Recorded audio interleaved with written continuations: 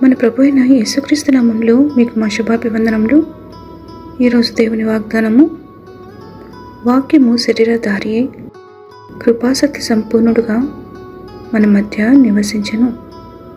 తండ్రి వలన కలిగిన అద్వితీయ కుమారుని మహిమ వలె మనము ఆయన మహిమను కనుగొంటిమి. ఆయన పరిపూర్ణతలో నుండి మనమందరము కృప వెంబడి కృపను పొందితిమి. యోహాను 1వ అధ్యాయము 14-16 వచనాలు. The word became flesh and made his dwelling among us. We have seen his glory, the glory of the one and only Son, who came from the Father, full of grace and truth. For from his fullness we have all received grace upon grace. John chapter 1 verses 14 and 16. ప్రార్థన.